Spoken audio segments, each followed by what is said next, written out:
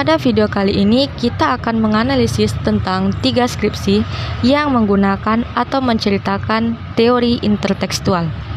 Pada video sebelumnya kita telah membahas tentang apa itu teori intertekstual.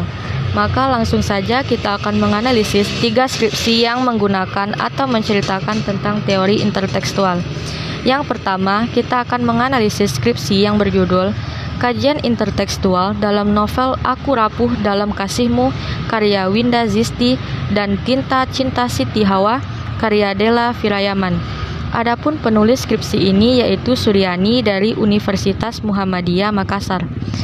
Dan objek kajian yang diteliti penulis pada skripsinya ini yaitu menganalisis tentang novel Aku Rapuh Dalam Kasihmu karya Winda Zisti dan novel Tinta Cinta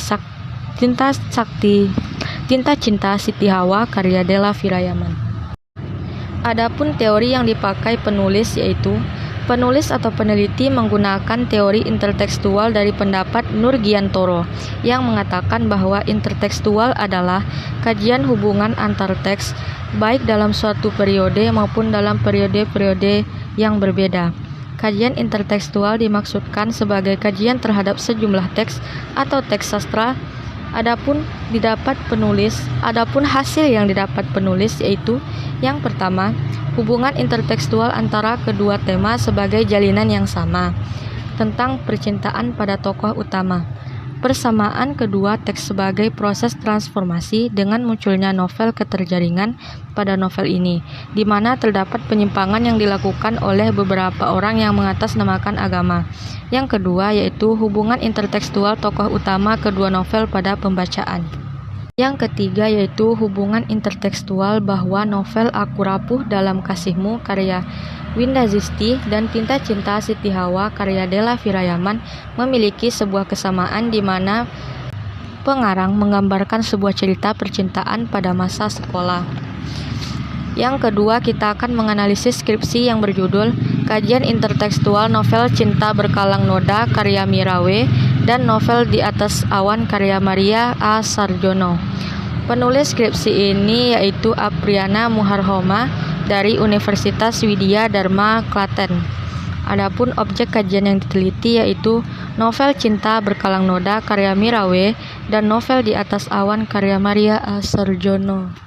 Adapun teori yang dipakai oleh penulis adalah berdasarkan pendapat Ratna 2004, di mana ia berpendapat bahwa intertekstual dapat diartikan sebagai jaringan hubungan antara satu teks dengan teks lain. Interteks merupakan pembacaan yang berhasil didasarkan pada pemahaman terhadap karya-karya terdahulu. Prinsip intertekstual dapat dikaitkan dengan resepsi sastra, karena seringkali dalam teks tertentu terungkap semacam kreasi sekaligus resepsi. Adapun temuan atau hasil yang diteliti penulis antara lain yaitu struktur novel dalam unsur intrinsik Cinta Terkalang Noda dengan novel Menari Di Atas Awan. Yang kedua yaitu hubungan intertekstual novel Cinta Berkalang Noda karya Mirawe dengan novel Menari Di Atas Awan karya Maria A. Sarjono. Yang ketiga, kita akan menganalisis skripsi yang berjudul Kajian Intertekstual Lirik Lagu Opik pada album Semesta Bertasbih dan Al-Quran. Adapun penulis skripsi ini yaitu Danar Dwi Vivi Ustati dari Universitas Muhammadiyah Surakarta. Adapun yang menjadi objek kajian pada skripsi ini adalah lirik lagu Opik pada album Semesta Bertasbih dengan Al-Quran. Adapun teori yang dipakai dalam penulisan skripsi ini adalah berdasarkan pada pendapat Pradopo 2008 yang berpendapat dasar dari kajian intertekstual adalah prinsip persamaan teks yang satu dengan teks yang lain. Kajian intertekstual dimaksudkan sebagai kajian terhadap sejumlah teks yang diduga yang mempunyai bentuk-bentuk hubungan tertentu.